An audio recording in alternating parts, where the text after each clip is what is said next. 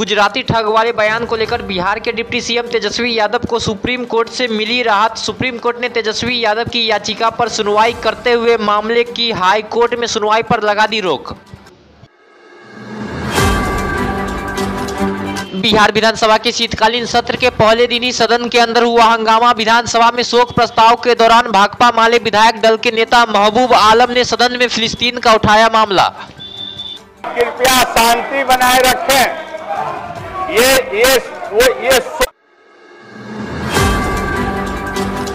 बिहार विधानसभा के शीतकालीन सत्र के पहले दिन सदन के बाहर भी भाकपा माले के विधायकों ने फिलिस्तीन का दिया साथ, जिंदाबाद के लगाए नारे।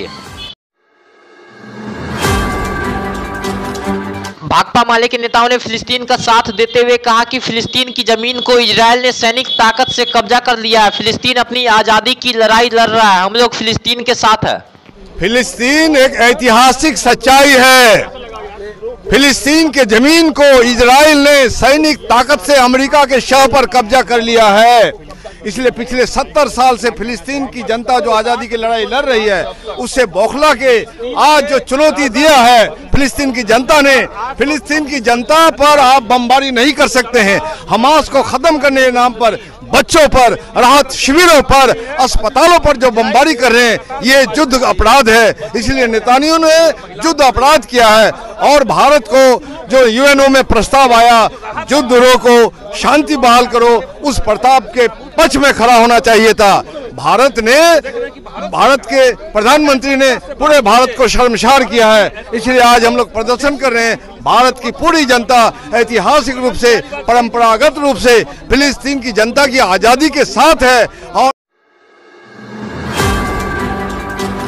मुजफ्फरपुर की रैली में केंद्रीय गृह मंत्री अमित शाह के छठी मैया वाले बयान पर नीतीश कुमार के मंत्री अशोक चौधरी ने दुर्गा जी का नाम लेकर किया पलटवार।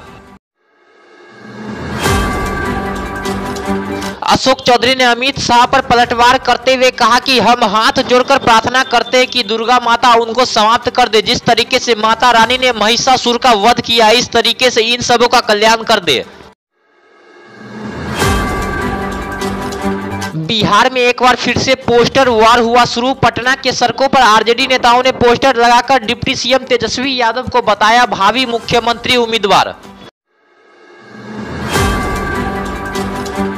आरजेडी नेताओं के द्वारा लगाए गए पोस्टर पर लिखा गया है कि बिहार वासियों की तरफ से भावी मुख्यमंत्री तेजस्वी यादव जी को 9 नवंबर 2023 को 34वां जन्मदिन की ढेर सारी हार्दिक बधाई एवं शुभकामनाएं। केंद्रीय गृह मंत्री अमित शाह के बिहार दौरे के बाद जाति गणना का मुद्दा फिर से गरमाया। अमित शाह ने मुजफ्फरपुर रैली में नीतीश सरकार की जाति गणना के रिपोर्ट पर उठाए थे सवाल। मित्रों, अभी ये गठबंधन वालों ने बिहार की जनता को गुमराह करने के लिए पिछड़ा समाज के खैरखा होने की बात करी। आज मैं बिहार के पिछड़ा समाज को कहने आया हूं, इनके झांसे में मत आइए। ये जो सर्वेक्षण करा है नीतीश जी ने, सर्वेक्षण करने का फैसला हुआ तब भारतीय जनता पार्टी नीतीश सरकार में हिस्सेदार थी और भारतीय जनता पार्टी का ये फैसला था। जदयू के राष्ट्रीय अध्यक्ष ललन सिंह ने अमित शाह पर पलटवार करते हुए आरोप लगाते हुए कहा कि अमित शाह ने बिहार में जाति गणना के खिलाफ षड्यंत्र किया था। पहले पटना हाई कोर्ट, फिर सुप्रीम कोर्ट में जाति गणना के खिलाफ याचिका दायर करवाई थी।